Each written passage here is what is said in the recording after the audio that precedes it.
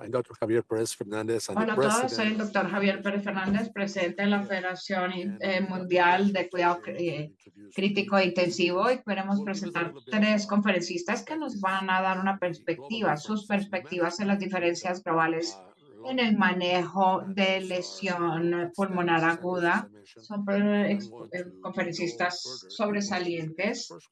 Y voy a presentar el primero, la doctora Fátima Farooq. Ella es tesorera de la Federación Mundial y nos va a dar una perspectiva acerca de la región africana. Así que, sin más, Fátima, tienes el micrófono.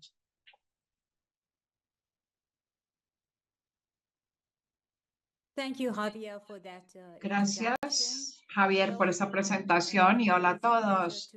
Es un placer ser parte de este evento de esta mañana, tarde o noche, donde quiera que se encuentren en el mundo.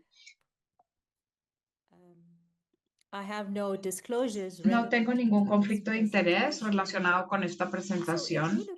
Entonces, si miramos la atención en salud en toda África, la realidad es que es extremadamente diversa. Hay bolsillos de excelencia y definitivamente ha habido innovaciones desde la perspectiva de la salud que han salido de África, pero en general, el sistema de salud en toda África está muy necesitado. Si miramos el contenido de SDRA en el continente de África, han tratado de aumentar el reconocimiento de la enfermedad del síndrome a través de modificaciones de los criterios diagnósticos, a través de la modificación KIALI y la definición global. Pero la realidad desafortunada es que estas modificaciones no han afectado los desenlaces. Y parte de la razón por la cual los desenlaces son pobres en general en el continente africano en relación con el síndrome de dificultad respiratoria es porque una gran proporción de la etiología de SDRA es de infecciones como la malaria, tuberculosis, el dengue, la epidemia de trauma y la morbidez obstétrica que es excesivamente alta, que también influencian la gran cantidad de RDS en el continente africano. Ahora, nuestros pacientes son mucho más jóvenes que en el norte global y adicionalmente una gran cantidad de nuestros pacientes tienen tuberculosis, VIH o incluso estado nutricional pobre concomitante. El acceso a la salud es un problema muy importante y como resultado hay presentaciones demoradas y mayor severidad de la enfermedad. En términos del diagnóstico, la realidad desafortunada es que el reconocimiento de la enfermedad, a pesar de las modificaciones de la definición, siguen siendo un problema. La falta de electricidad continua, la falta de disponibilidad de camas en la UCI, equipo básico como ventiladores mecánicos, suministro de oxígeno y ciertos medicamentos esenciales también alimentan este problema o lo aumentan. Y otra realidad es que hay mucha falta de datos locales para poder encontrar soluciones locales también. Sin embargo, en la última década ha habido algo de trabajo alrededor de datos africanos en el contexto de cuidado crítico y también en el contexto del síndrome de dificultad respiratoria. Se publicó el ensayo ECOS, que era prospectivo y miraba 10 países africanos e incluyó 64 hospitales y cerca de 3.000 pacientes. La gran mayoría de nuestros pacientes de cuidado crítico en África son jóvenes. 14% de las instituciones no tenían ningún tipo de oximetría. El uso de posición prona es muy pobre y no se utiliza mucho. Y el soporte básico como terapia de reemplazo renal está presente solamente en 2/3 partes de las instituciones. Y esto explica las altas tasas de mortalidad en comparación con el norte global. Esta alta mortalidad se la atribuimos a recursos insuficientes y la falta de camas de UCI. Uno de cada dos pacientes no son admitidos a la UCI. También fuimos parte del estudio ASIOS. Esto incluyó 22 países, 122 hospitales y cerca de 18,000 pacientes. Y lo que miraba el estudio eran pacientes en los pisos por fuera de las UCI, pacientes jóvenes, edad media de 40 años. Uno de cada 8 pacientes en el piso estaban críticamente enfermos, pero lo que fue muy sorprendente es que cerca de la mitad de los pacientes no recibieron oxígeno para disfunciones respiratorias, ni líquidos ni vasopresores para soporte circulatorio. Y más de la mitad de las pacientes no tenían acceso a cuidado crítico o de urgencias. Así que no es una sorpresa que uno de cada 5 pacientes había fallecido al día número 7. Y en los últimos 5 años ha habido mucho trabajo en el dominio de la falla respiratoria hipoxémica y la SDRA. Y una gran cantidad de estos estudios han salido de Uganda a través del grupo de Arthur Cressera. Y saqué los mensajes claves de estos ensayos y los tengo acá. Y el resumen básico es que el síndrome de dificultad respiratoria está subdiagnosticado, aunque la definición Kigali modificada se ha cumplido. Solamente 17% de los clínicos diagnosticaron el SDRA y a pesar del subdiagnóstico, la prevalencia de SDRA es más alta que la del norte global. Los pacientes son más jóvenes. La etiología se mueve alrededor de infecciones y de trauma y la mortalidad es sorprendentemente alta. Y lo que sale de esto es que el acceso a cuidado crítico de urgencias o de urgencias es pobre. Las camas de la UCI son difíciles. El monitoreo cardiorrespiratorio es muy escaso y hay acceso limitado a medicamentos y a requerimientos básicos como el uso de oxígeno y de ventiladores mecánicos. Este es un gran problema. Adicionalmente, hay mucho espacio para mejorar desde la parte del conocimiento clínico. La ventilación mecánica no se utiliza tanto por falta de disponibilidad y no es una sorpresa que los desenlaces son pobres, bien sea a una demora en la utilización de la ventilación mecánica o mayor severidad de la enfermedad o de pobres estrategias de ventilación. La posición prono no se utiliza. Y también preocupa que la terapia antimicrobiana es empírica más que sea terapia dirigida.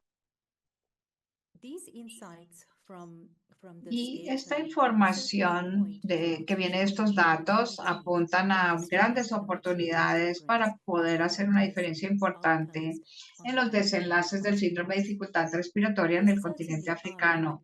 Definitivamente hay varias ganancias que se pueden obtener si pudiéramos identificar prioridades de alto impacto y bajo gasto, sea en el reconocimiento temprano, en brindar atención crítica o de urgencias, ventilación del pulmón, estrategias, colocar los pacientes en posición prono cuando se pueda y sea seguro, y el manejo agresivo de la sepsis, incluyendo el control de la fuente.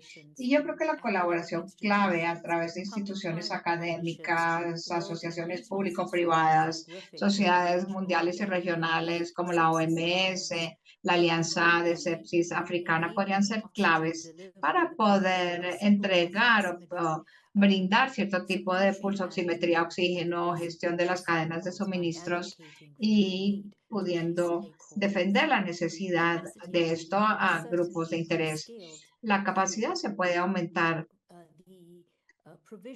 a través de brindar educación y a través de paquetes, capacitar en guías, mentoría o telemedicina. Esto se puede utilizar muy fácilmente. La telemedicina durante COVID, tuvimos una asociación con la Universidad Charity y fue supremamente útil para nosotros porque nuestras olas de COVID siempre seguían las olas de COVID que iniciaban en Europa. Así que para poder nosotros navegar durante este periodo de incertidumbre, esto se nos facilitó a través de la colaboración en telemedicina y es algo que se puede implementar de manera muy sencilla. Tener objetivos y rastrear a través de métricas sencillas para poder monitorear el progreso sería algo clave. Y creo que África necesita una serie de datos mínima acordada para poder tener un registro adecuado, para poder tener datos para encontrar nuestras propias soluciones locales. Mientras tanto, estas ideas requieren tiempo, pero podemos gestionar el síndrome de dificultad respiratoria a la cabecera de la cama de manera personalizada y yo creo que la respuesta es que definitivamente sí. Necesitamos apoyar las iniciativas educativas en términos de poder resaltar el método de poder para poder identificar pacientes que tengan hipoxemia severa para que el manejo pueda relacionarse más a la optimización del PIB, estar en prono más tempranamente, la consideración de bloqueos neuromusculares contra los pacientes que tienen hipoxemia leve, donde tenemos más un abordaje más restringido, identificación del paciente con pulmones rígidos o baja distensibilidad, poder monitorear mejor el manejo de líquido puede ser más importante en comparación con los que tengan distensibilidad alta. De manera igual, permitirle a los clínicos y al personal de enfermería a poder colocar en posición prono cuando sea indicado de manera segura, poder implementar estrategias de protección de la parte derecha del corazón y utilizar líquidos y vasopresores. Esto sería enormemente benéfico en términos de poder impactar los desenlaces del SDRA sin olvidarnos del manejo de la sepsis, incluyendo el control agresivo de la fuente. La trayectoria de los pacientes también se puede utilizar para personalizar la terapia, evaluando la respuesta cardiorrespiratoria a las 24 horas o 24 a 48 horas para poder identificar a los no respondedores y luego buscar cuál es el problema, si necesitan estar en posición prono, si hay que aumentar o reducir el PIB o el manejo de líquidos, si hay sepsis o hay complicaciones pulmonares que se han escapado. Esto haría una gran diferencia en términos de implementaciones más tempranas de manejo adecuado y definitivamente en alterar los desenlaces. Yo creo que estos tips prácticos, junto con el uso de listas de chequeo, guías, discusiones de casos, ya sean locales o que se puedan hacer a través de redes sociales, WhatsApp o telemedicina, o el uso de celulares.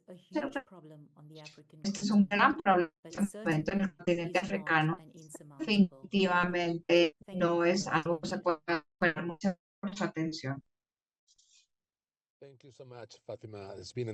Muchas gracias, Fátima. Excelente vistazo general de toda la región de África, del sur de África y África Central. Tenemos un espacio para preguntas al final, así que quédate con nosotros un momentico. Tenemos el segundo conferencista, doctor Ashraf Elofi, que es el jefe de la unidad de cuidado intensivo en nuestro hospital. Es un nuevo empleo para él, pero ha estado con nosotros. And I would like to introduce him. He's going to give us a perspective of the Northern Africa and Middle East region and the management of a critically lung injury. Thank you, Ashraf.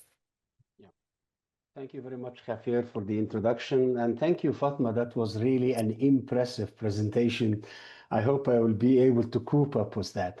I will just take a different direction because I will be talking about a case presentation. I will just take from the last slide. Voy a estar hablando de una presentación de casos acerca de la importancia de demostrar qué experiencia tenemos nosotros y cómo podemos aprender lecciones de esta perspectiva. Y ahora voy a presentar un caso corto que afrontamos en nuestro hospital antes de yo dejarlo. Y fue un caso muy difícil, pero afortunadamente tuvimos un desenlace favorable y aprendimos algunas lecciones de esto. Es un hombre indio joven que vive y trabaja en Dubái, aparentemente está saludable, no fuma, no tiene comorbilidades y llegó al departamento de urgencias con una historia de dificultad para respirar y una tos seca. 2 días antes había tenido síntomas de gripe y tomó algún tratamiento sintomático después de estar en una clínica privada. Pero también nos dio una historia muy peculiar, muy curiosa para nosotros. 2 días atrás había estado expuesto a aerosoles de materiales muy corrosivos. Los utilizó para limpiar un taponamiento que tenía en la cisterna y se acababa de nacer un bebé. Y esta fórmula estaba muy concentrada al punto que ocasionó muchísimas cosas de la tubería plástica debajo del lavaplatos. Le preguntamos de dónde sacó el material y dijo que uno de sus amigos que aparentemente estaba familiarizado con los productos químicos se lo había preparado, así que no había utilizado una fórmula comercial para hacerlo. Y este fue su radiografía cuando llegó y pueden observar la fecha, octubre 6. Y dado que su condición no era tan severa, era estable en signos vitales, no tenía fiebre, tenía algo de taquipnea, la saturación era como 95%, así que llegó a una unidad bajo el cuidado clínico. Y la PCR mostraba que estaba normal, no sabíamos si era una neumonía viral o una exposición al material corrosivo. El CPD elevado, pero el PCT estaba muy bajo. El resto de los laboratorios eran casi normales. El equipo médico lo inició en cenftriaxona. Desafortunadamente, al siguiente día, la condición deterioró. Fue remitido a la UCI por distrés respiratorio aumentado y estaba muy hipóxico. La saturación estaba apenas llegando al 90%. Le iniciaron con mascarilla de oxígeno, una cánula nasal de alto flujo, con casi el 100% de oxígeno a 60 litros y lo cambiaron a la UCI médica. Como se esperaba, unas horas más tarde lo intubaron por That was his X-ray, and notice again, this is within 24 hours of the previous one after getting intubation with an increasing the infiltrate bilaterally, as you can see. Multiple ventilatory setting was tried in a trial to get him well oxygenated and to avoid the next step. So we put him on APCMV, which is actually a volume controlled mode, but with a decelerating curve and pressure side in order to avoid the volume trauma. Actually, it didn't work with us. We give him a trial of APRV, but unfortunately, within 1 hour, it resulted in a dangerous elevation in the carbon dioxide up to 95 millimeter mercury. Despite the trials to adjust the T high and T low, he was still hypoxic, hypercapnic, and severely acidotic, and his PF ratio was less than 60. A trial of proning, a try to save, if that lung is to be saved, was terminated only after 1 hour because he was dangerously desaturating. So in 1 hour time after supining him back, we decided to put him on VV ECMO. As you can see, that is the X-ray just before putting him on ECMO And this is the X-ray by the time the Y aquí ECMO. tenemos la radiografía cuando ya se puso el ECMO. La radiografía progresivamente se está deteriorando. En 48 horas se ensanchó por completo.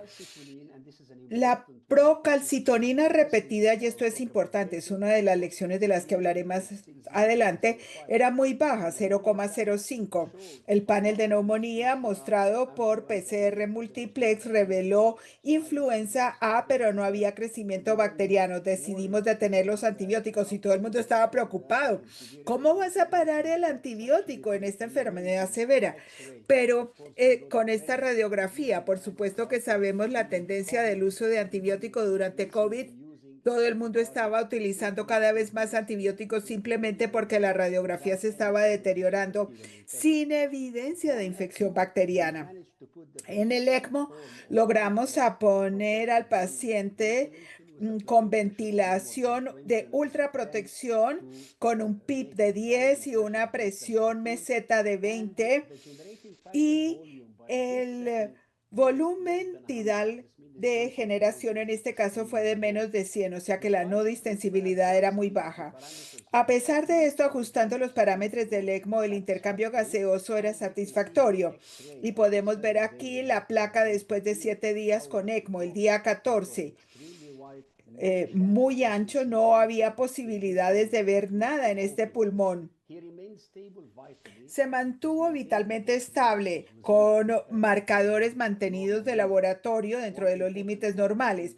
Un punto importante fue que hicimos una ecografía porque no queríamos que nos engañara, por ejemplo, algún tipo de disfunción cardíaca que nos produjera edema, pero su función cardíaca estaba dentro de lo normal y su ProBNP también era normal. Notamos también que con 10 días de ECMO hicimos una traqueostomía percutánea a la cabecera del paciente con éxito y paramos la heparina durante 6 horas antes de hacer este procedimiento.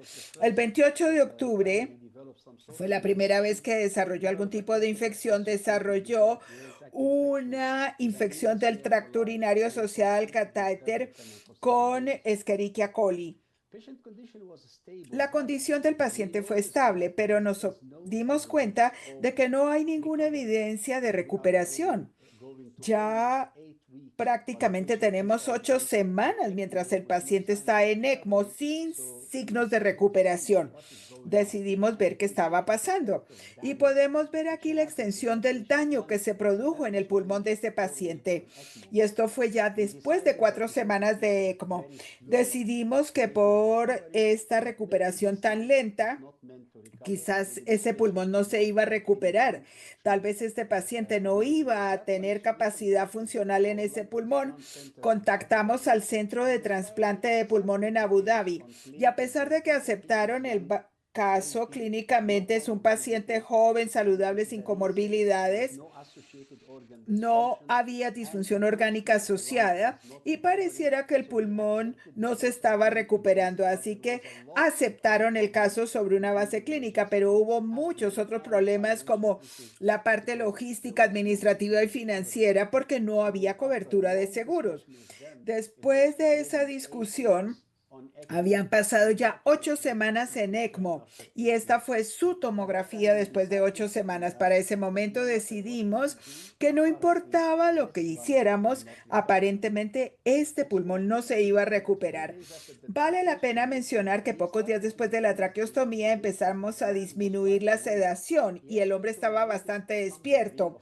Toleraba cierto grado de taquipnea que algunas veces era preocupante para los médicos de la UCI. Lo empezaron con sedación nuevamente, pero me permitieron participar y entonces con la respiración espontánea logramos ventilación asistida. El 22 de diciembre, 10 semanas después de ECMO, el paciente empezó a mostrar mejoría. No supimos qué pasó, pero de repente la distensibilidad pulmonar empezó a mejorar, que llegó a 25, el volumen tidal empezó a mejorar, repetimos la radiografía y para sorpresa nuestra, esta fue su radiografía. Pueden ver la traqueostomía, las cánulas del ECMO, pero este pulmón no es el mismo pulmón que habíamos visto la semana pasada. Y el paciente en 2 días, cuando el paciente estaba despierto, él nos ayuda muchísimo y logramos decanularlo. Fue el lado femoral requería cierta cirugía vascular y la tomografía de alta resolución que se repitió posteriormente mostró algo inesperado. Este no es el pulmón que habíamos visto. Esto fue 80 días después de que el problema se inició y realmente no sabemos cómo mejoró este paciente. Esta es la radiografía después de decanulación y retirar la traqueostomía y darlo de alta de la UCI. Y esta es la radiografía cuando lo enviamos a casa. ¿Cuáles son los mensajes importantes? El primero, no pierdan la esperanza. El síndrome de dificultad respiratoria aguda es una enfermedad muy difícil y nunca podíamos esperar qué tipo de recuperación puede tener el paciente. Después de 80 días en ECMO pensamos que este paciente no tenía ninguna posibilidad. Y si no hubiese sido candidato para trasplante de pulmón, lo único que habríamos hecho es pasar de una complicación a otra hasta que una de ellas sería el final de la historia. Pero al mismo tiempo es un paciente joven, saludable, no tenía comorbilidades, no tenía disfunción orgánica. Así que mi mensaje es que no pierdan la esperanza porque esto es impredecible. Y la segunda cosa, no se apresuren. Si tratan de presionar las cosas, efectivamente no tenemos un tratamiento específico para SDRA. No sé qué podemos hacer para mejorar un pulmón que luce así después de 80 días con ECMO. No tenemos un tratamiento específico, así que no se apresuren, porque todo lo que traten de hacer puede aumentar el daño y exacerbarlo. El siguiente mensaje es no presionen. Mucha gente está tratando de presionar el ventilador para parámetros más traumáticos, para tratar de lograr oxigenación. Recuerde, lo que ustedes puedan lograr a corto plazo va a resultar en un daño de largo plazo. Así que no hagan barotrauma ni trauma del pulmón para tratar de mejorar la oxigenación, porque eso no va a irse. El tiempo es parte del tratamiento. Tengan paciencia. No exageren con la sedación de estos pacientes con síndrome de dificultad respiratoria aguda. Algunas veces los mantenemos demasiado sedados, pero si no permitimos que respire espontáneamente y participe en el proceso ventilatorio, el pulmón no va a reconocer su fisiología normal. Una vez que el paciente empiece a respirar, él mismo se empieza a adaptar mucho mejor que en la forma en que ajustamos el ventilador. Y tengan cuidado con los antibióticos. Esta es mi próxima lección. Un síndrome de dificultad respiratoria aguda no es una indicación de antibiótico. Pueden empezar un antibiótico si hay sospecha, pero si no hay evidencia de infección, paren el antibiótico. Una radiografía normal no es una razón válida para continuar, extender o cambiar el antibiótico. No aumenten el problema de la resistencia bacteriana iniciando o escalando o agregando y cambiando los antibióticos innecesariamente. Mi último mensaje es realmente la etiología subyacente de la dificultad respiratoria aguda.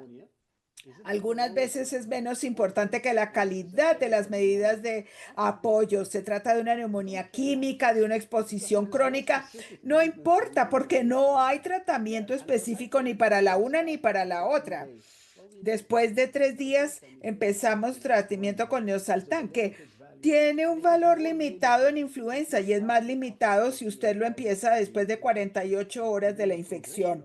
Y la progresión de la enfermedad durante 80 días me estaba indicando que el virus no era la causa principal del problema. Así que la causa subyacente del síndrome de dificultad respiratoria agudo no es tan importante, sino sus medidas de soporte y la práctica de una medicina segura y de protección, lo que le da a estos pacientes una oportunidad y no pierdan la esperanza porque no sabemos qué puede ocurrir en estos pacientes. Muchas gracias por su atención. Dr. Lofi, thank you so much for an excellent, Doctor outstanding Lofi, presentation. muchísimas gracias por una Besides thanking Dr. presentación Farouk, we're going sobresaliente. to entertain some questions at the end of the session. Vamos a Stay tener tuned. preguntas al final de la sesión, así que Also, I'd like to quédense un remind the momento, por audience favor. Y también quiero recordar al you can post público any questions on the chat. que pueden and colocar we'll preguntas answer en el them chat. then Ah, shortly after our last presenter, who is, Después de nuestro Dr. último orador, tendremos Dr. preguntas. Ji El último orador está Actually, esperándonos, el doctor Ji Su. great Es collaborator of un the excelente federation. He colaborador was de la past Federación treasurer, Mundial. he Él was fue also past tesorero council y member, también and now fue he's been asesor y helping ahora us in multiple nos está ayudando tasks that we carry en out. muchas de He nuestras is tareas. part of the staff Es and head parte del department personal of y the jefe del hospital in Seoul, departamento Korea, del and he will hospital give en us a Seúl, perspective of Corea, that y nos region as well. dará Please, una Ji, perspectiva take it desde easy. esa región del mundo. Tiene la palabra señor Thank Ji you Jung. for the nice introduction. Muchísimas gracias por esa hermosa presentación. I will share my slides.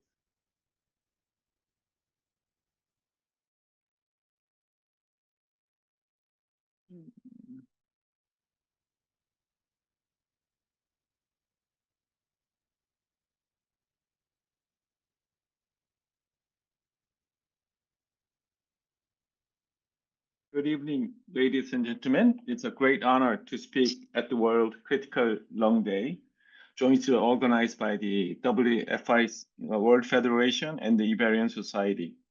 Today, I will discuss the management of acute lung injury and ALDS in the Asian region, focusing on the epidemiology, clinical practices, and challenges specific to our part of the world. My name is Jiyoung Seo, and I'm from Samsung Medical Center, as Javier just alluded to. I have no conflict of interest on this topic. Asia is the most populous continent, home to nearly 60% of the world's population. It is also a very extraordinarily heterogeneous region with vast differences in ethnicity, religion, culture, income, and resources. And compared to Europe and Americas, there is a paucity of data. This map shows the distribution of world population with the size of the country representing the size of their population. As you can see, the Asian countries have big graphic representation with more than half of the world population, with China and India leading this trend.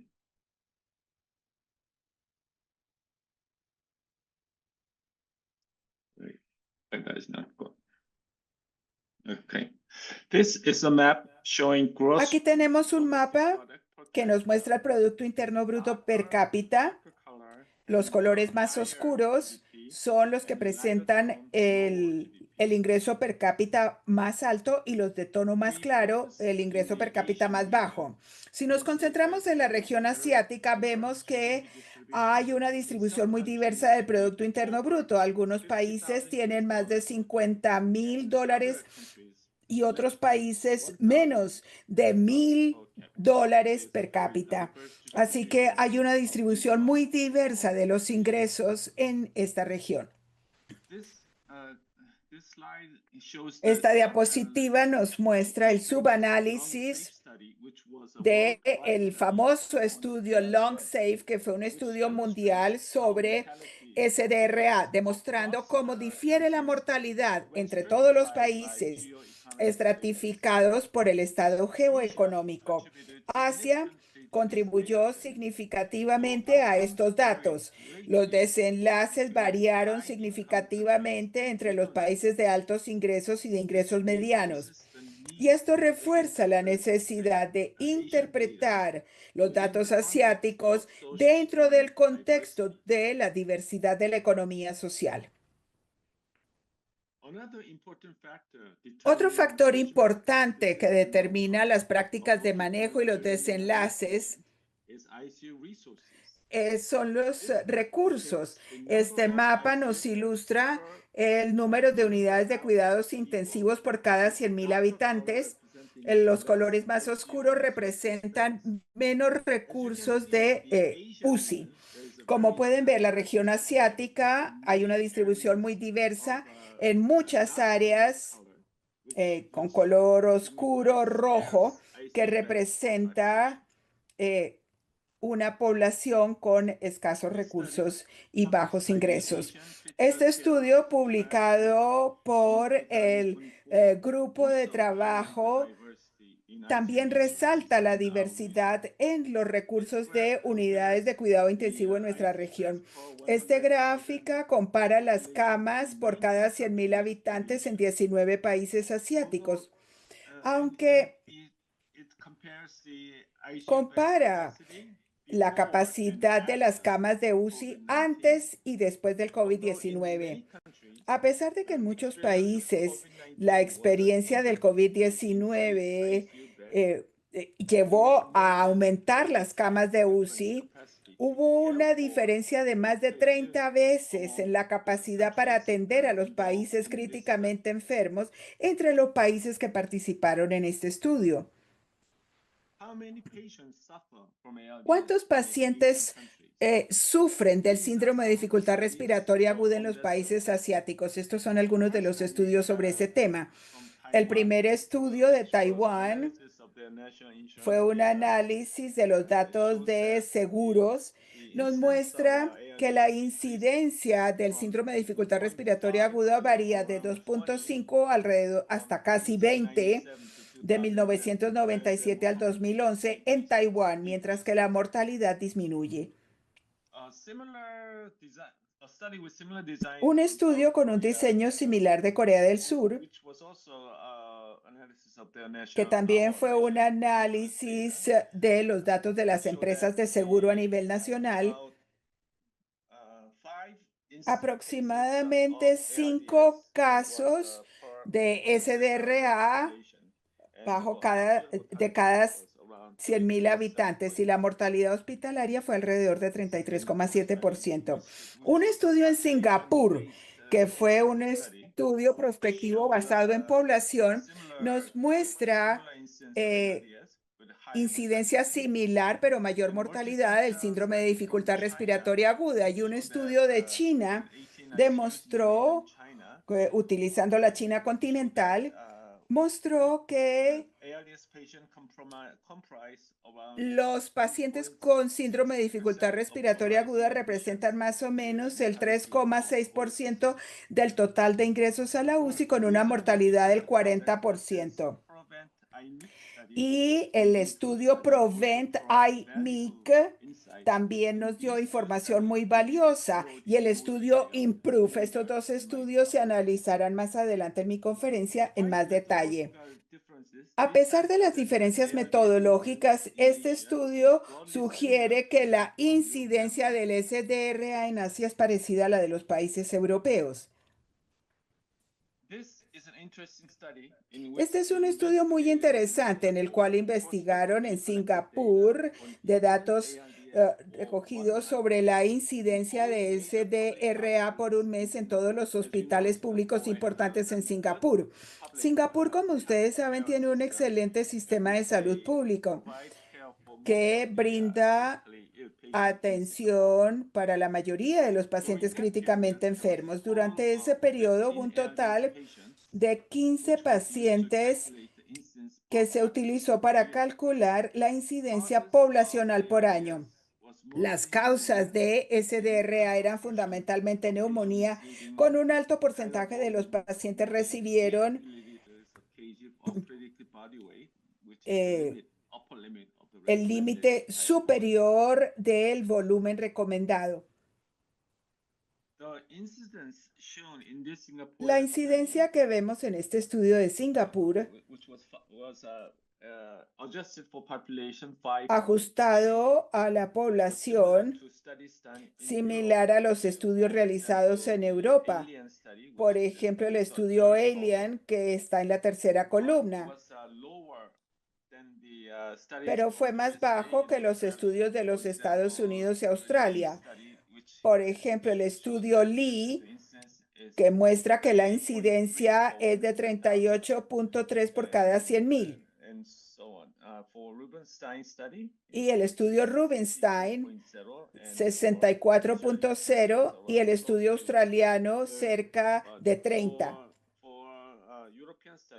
Para el estudio europeo fue muy similar.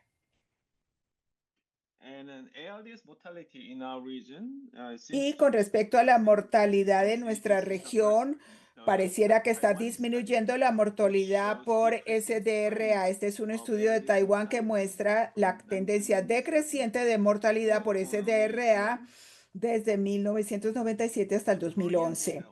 Y los datos coreanos también nos muestran una tendencia de menor mortalidad a medida que transcurren los años, desde el 2010 hasta el 2019. Ahora, echemos un vistazo más de cerca a dos estudios multicéntricos de nuestra región. El estudio PROVENT-IMIC, un estudio prospectivo observacional de 54 UCIs de 10 países de medianos ingresos en el área del Pacífico Asiático. El periodo de estudio fue de noviembre de 2017 hasta diciembre del 2018. Prospectivamente se reunieron pacientes de todos los pacientes ventilados de estas UCIs, 1,015 en total, y de ellos 89 pacientes tenían síndrome de dificultad respiratoria aguda.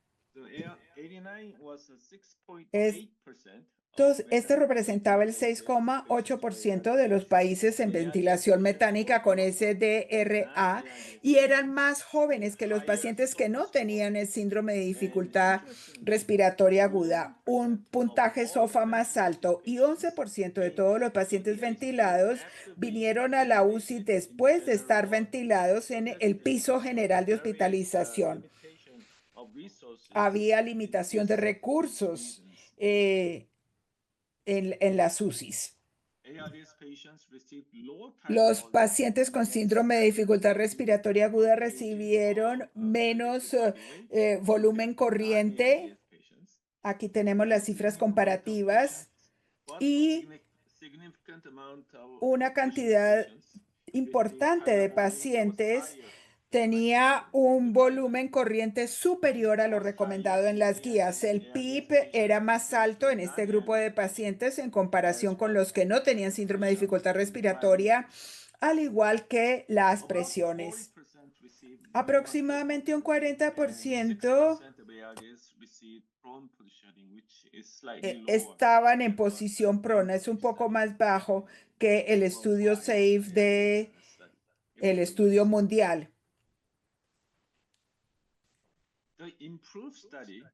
El estudio IMPROVE fue un estudio multicéntrico transversal realizado de noviembre 4 del 2019 en 190 unidades de cuidado intensivos en 17 países asiáticos. Recopilaron datos sobre 1,408 pacientes con ventilación mecánica. En ese día, el 4 de noviembre del 2019, y entre ellos 138 pacientes tenían síndrome de dificultad respiratoria aguda, representando el 9,8% de todos los pacientes ventilados. La edad de estos pacientes fue alrededor de 60 años, 63% eran hombres,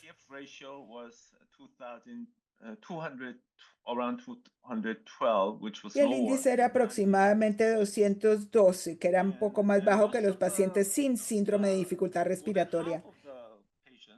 La mitad de los pacientes tenían respiración limitada por presión controlada o ASMV con control de presión. Aquí tenemos los parámetros ventilatorios y los tratamientos adyuvantes. Los volúmenes corriente eran alrededor de 7.3 y la presión aproximadamente 22, un pico de 7.8.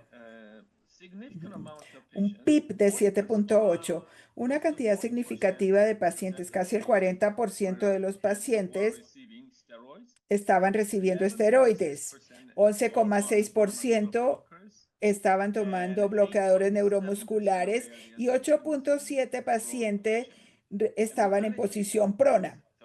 Y la mortalidad fue de 36,8% de acuerdo con este estudio. Aquí tenemos la distribución del volumen corriente. Los pacientes que participaron en el estudio IMPROVE. El total de pacientes, tanto con síndrome de dificultad respiratoria como sin él. 30% de los pacientes con el síndrome de dificultad respiratoria tenían volúmenes corriente por encima de 8 milímetros, que es el límite superior del volumen corriente, sugiriendo que todavía existe la necesidad de obtener evidencia.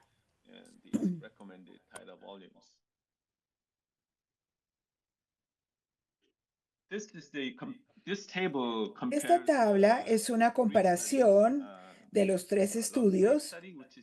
El estudio SAFE, que es el estudio mundial, el estudio SAFE de pulmón y dos estudios de la región asiática. El estudio PROVENT IMIC es de 10 países de medianos ingresos y el IMPROVE es de 7 países asiáticos, pero más o menos la mitad pertenecen a países de altos ingresos. La incidencia de SDRA fue de 20.8% de pacientes con ventilación mecánica en el estudio LONG y en los estudios asiáticos fue más bajo que el estudio mundial LONG SAFE, 7.8% para PROVENT y 9.8% para el estudio IMPROVE. Los volúmenes fueron similares, la presión meseta fue más alta en el PROVENT IMIC en comparación con los otros dos estudios, quizás o en parte debido a un PIP más alto.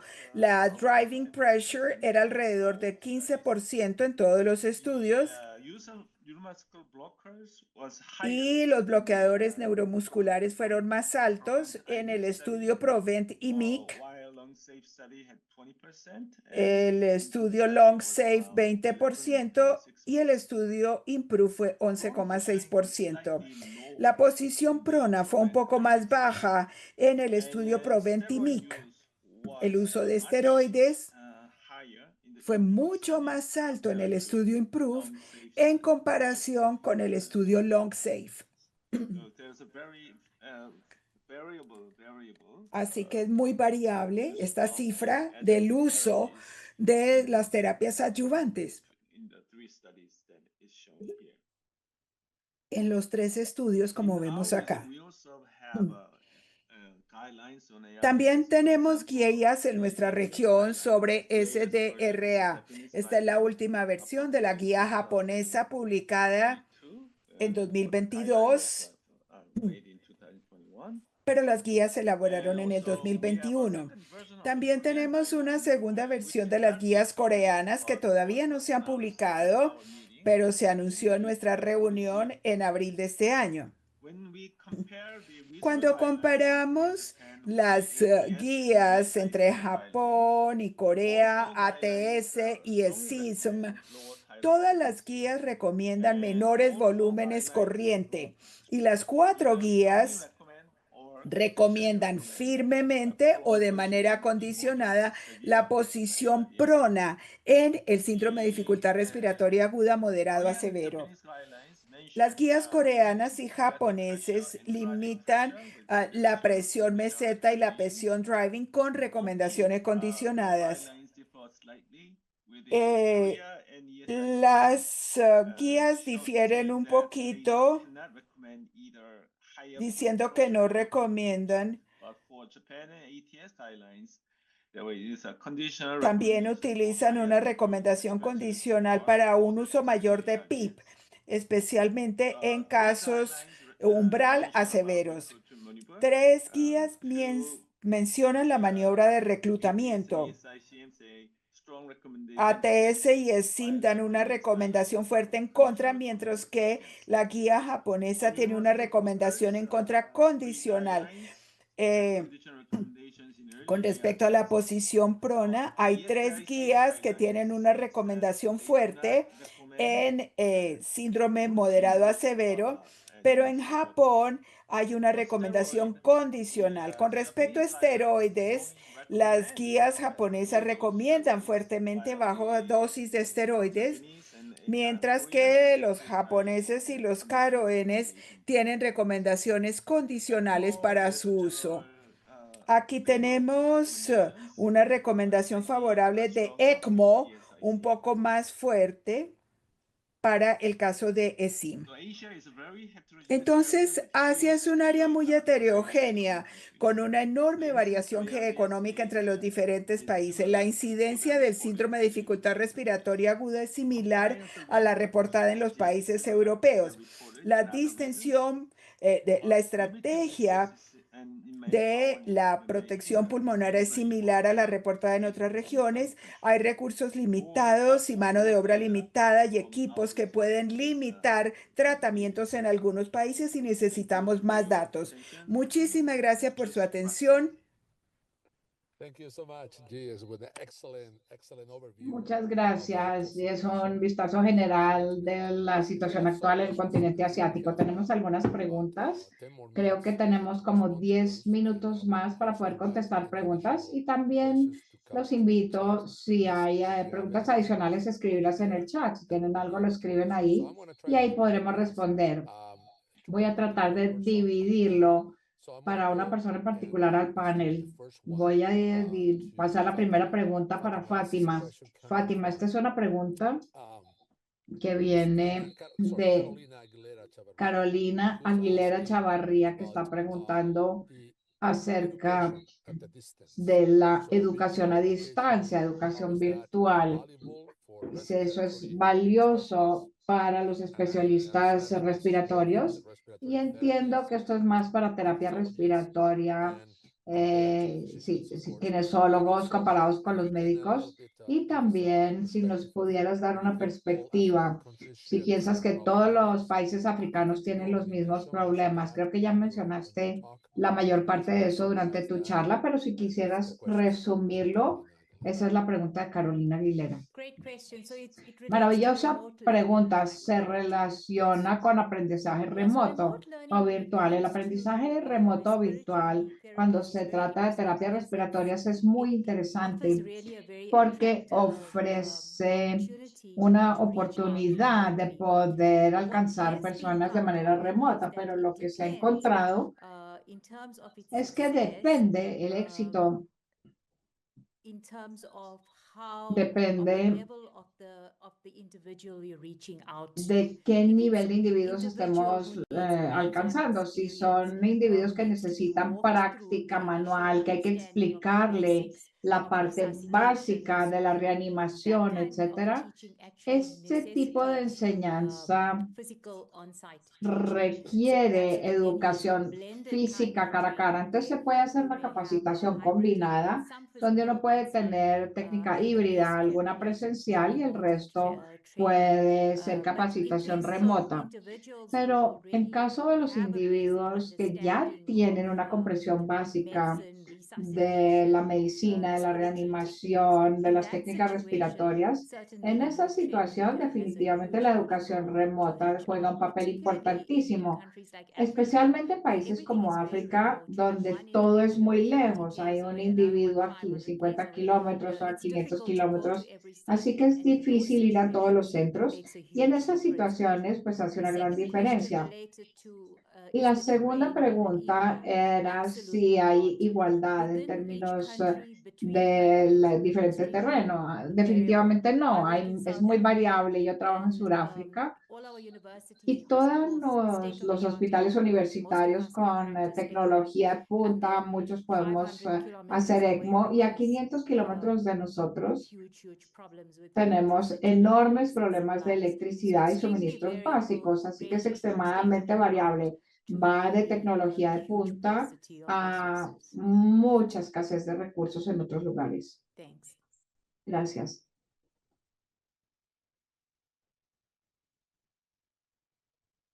Thank you. Muchas gracias. Okay, I'm back. I think I had a little bit Bueno, of a misconnection. So thank you, regresé. Fatima, for the answer. Gracias, Now, Fátima, por la let's get the next respuesta. question, which is a very Vamos a la interesting siguiente question. pregunta, que es una pregunta muy interesante para el Ashraf, doctor this Ashraf. question also divided into Es two una options. pregunta que tiene dos One is opciones para ti. La medical primera, patients, obviamente, los pacientes de ECMO. This is coming from Y Marcela del esto Rosario. viene de Marcela Marcela del is asking, Rosario. obviously, Marcela está the question preguntando, about obviamente, patients had los pacientes de indication ECMO of tienen limited indicación de movilización limitada, de ambulación limitada, tienen que estarse quietos y tienen problemas significativos con la canulación, etcétera. ¿Cómo llevas eso a nuestra experiencia y nuestras guías de movilizar a los pacientes? Esa es la primera parte de la pregunta.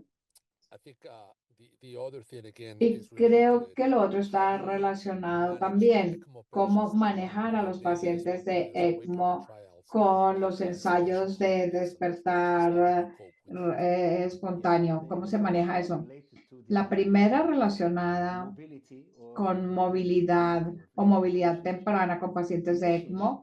Inicialmente, cuando iniciamos el equipo de ECMO, uno miraba los catéteres y se asustaba, porque los catéteres, las cánulas son muy grandes y uno siente que va a rasgar las venas. Pero más adelante nos dimos cuenta que eso no es cierto y comenzamos a despertar a los pacientes. Los pacientes están despiertos y cuando saben que hay una máquina que está apoyando su oxigenación, su irritabilidad y su ansiedad se disminuyen. Y lo estamos haciendo de manera regular. Y para decirles la verdad, lo que generó eso fue el centro de trasplante de pulmón. Se rechazó a aceptar pacientes que no fueran funcionales, sentados e incluso de pie y caminando con ECMO. Así que eso hizo que si teníamos cualquier probabilidad de ayudarles a los pacientes, hay que suspender la sedación, permitir algún tipo de movilidad. Enfermería va a ser un poco más difícil, pero cuando se hace la terapia física, las personas de perfusión siempre están ahí y hay que mantener al paciente despierto y participando con esfuerzos espontáneos en el ventilador y ciclos pasivos y activos sentados al borde de la cama poniéndose de pie, y esto se está volviendo obligatorio. Si no, estos pacientes pierden masa muscular o si requieren trasplante de pulmones, dicen que no es tan buena capacidad para una cirugía larga porque no tienen un estado funcional bueno. Entonces, cuando manejamos ECMO, como hace 15 o 20 años, teníamos muchísimo miedo. Sedábamos profundamente a la mayor parte de los pacientes y terminamos con problemas relacionados con la sedación, que es mucho más grave que los problemas que tenemos de los pacientes despiertos. Lo segundo es el ventilador. Gran parte de nuestros médicos se sienten atemorizados cuando ven que el paciente se está volviendo taquipneico. El paciente tiene una extensibilidad baja y no puede extender el pulmón, así que siente que tiene que respirar más. Incluso si la oxigenación es buena, hay que poder tolerarlo, porque la mayor parte de los médicos, especialmente los más jóvenes en la UCI, lo primero que hacen es sedar al paciente nuevamente. Ahora tenemos protocolos mejores de sedación de larga duración hay que suspenderla y las de más corta duración hay que realizarlas. Y el corte de sedación o break de sedación, esos cortes diarios de sedación, no lo acepto mucho porque hay que disminuir el nivel de sedación para que el paciente pueda estar despierto y que participe activamente mientras que está en el ventilador y en ECMO. Ese paciente permaneció en ECMO 90 días. Si mantengo al paciente sedado durante 90 días, no sé si se va a volver a despertar nunca más con algún tipo de capacidad funcional. Así que sí, la rehabilitación, la movilidad temprana, suspender la sedación. Me encanta que la paciente participe activamente. Y también nutrición activa. Siempre considero que la nutrición es una de las partes importantes en el manejo de pacientes en la UCI.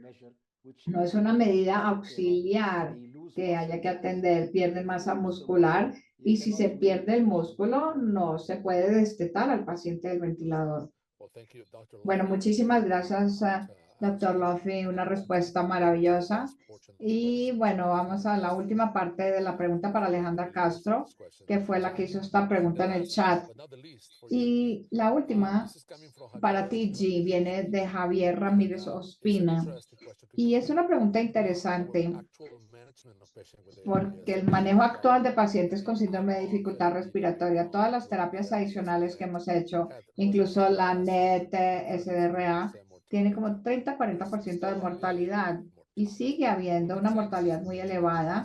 Y hay algo que se nos está escapando y una pregunta específica que está haciendo Javier es algo con respecto a la presión de la vía aérea que no estemos viendo como variable en nuestros pacientes.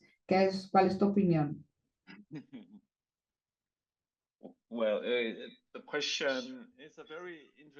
Bueno, la pregunta es una pregunta muy interesante. Desde mi punto de vista, el síndrome de dificultad respiratoria es un síndrome, no es una enfermedad específica con un mecanismo específico que podamos intervenir. No hay terapias hasta ahora que sean especiales para esto, pero creo que la razón, yo ahora les explico a mis estudiantes que el pulmón fue diseñado por fuerzas que no controlamos para una difusión máxima.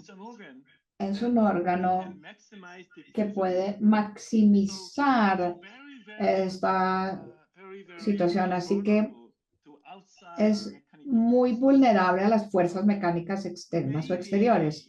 Entonces, a lo mejor en el futuro, cuando tengamos otras formas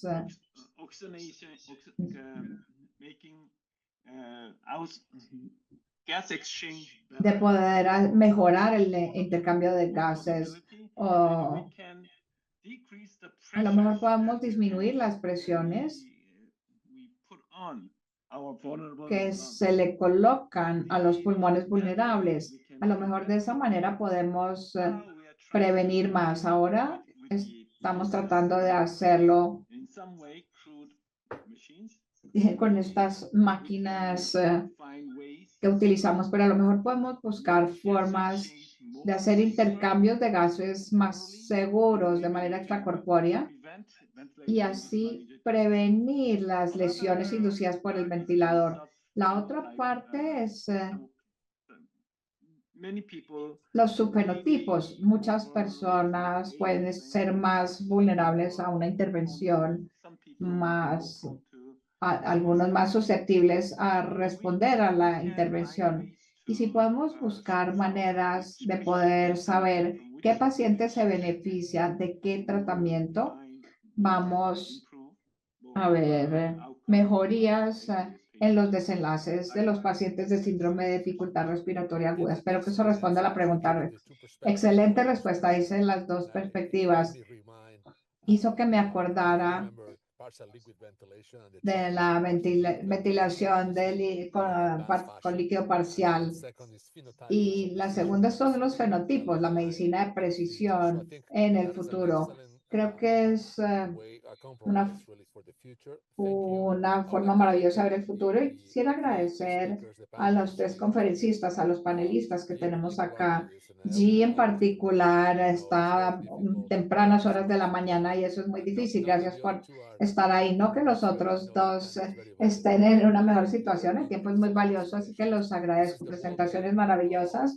Es el Día Mundial del Pulmón Crítico. Definitivamente es una representación del mundo entero la que hemos tenido aquí hoy. Así que les agradezco y agradezco también al público por estar aquí, por su energía, y los invito a que sigan. Esta es la última parte de la sesión, vamos a terminar ahora, pero todo el programa continúa, así que manténganse conectados, va a haber cosas interesantes por venir y hasta luego a todos.